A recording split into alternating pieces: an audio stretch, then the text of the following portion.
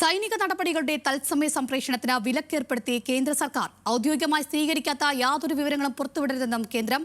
വിവരങ്ങളുമായി ഡൽഹിയിൽ നിന്ന് ശരത് ലാൽ ചേരുന്നു. ശരത് ലാൽ, ഏത് സാഹചര്യത്തിലാണ് കേന്ദ്രത്തിന്റെ ഈ നടപടി? വളരെ പ്രധാനപ്പെട്ട ഒരു സർക്കിളാണ് ഇപ്പോൾ പുറത്തിറക്കിയത്. കഴിഞ്ഞ കാർഗിൽ വാറിന് ശേഷം ഇതാദ്യമായിട്ടാണ് ഇത്തരം ഒരു സർക്കിൾ കേന്ദ്ര സർക്കാർ പുറത്തിറക്കുന്നത്. ജമ്മു കാശ്മീരിലെ സൈനിക നടപടികളും അതുപോലെ ആന്റി ടെററിസ്റ്റ് ഓപ്പറേഷനും ഒന്നും ലൈവായി കവർ ചെയ്യാൻ പാടില്ല എന്നാണ് ഇത് വ്യക്തമാക്കിയിരിക്കുന്നത്.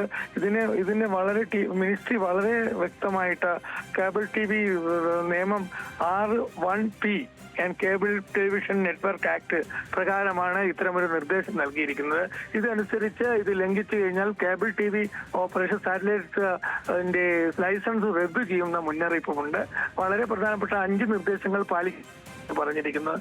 ഒന്ന്, പട്ടാളത്തിന്റെ മൂവ്മെന്റോ അല്ലെങ്കിൽ പട്ടാളത്തിന്റെ നീക്കങ്ങളോ ലൈവായി ക്യാമറയിൽ പകർത്തരുത്.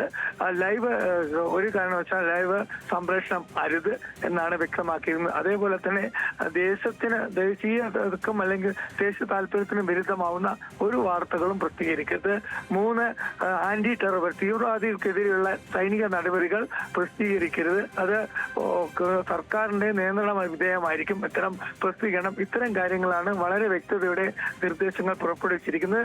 20 നിർദ്ദേശങ്ങളാണ് വളരെ വ്യക്തതയോടെ കേന്ദ്ര സർക്കാർ IT മന്ത്രാലയവും അതേപോലെ തന്നെ PAB പ്രസിദ്ധീകരിച്ചിരിക്കുന്നത്. ഇത് TV ചാനലുകൾക്ക് ഇത് ഇന്നു മുതൽ വൈകിട്ട് 6 മണി വരെ പ്രാബല്യത്തിൽ വരുമെന്നും വ്യക്തമാക്കിയിട്ടുണ്ട്. ശരി, വിവരങ്ങൾ നൽകിയത് ശരത് ലാലാണ്.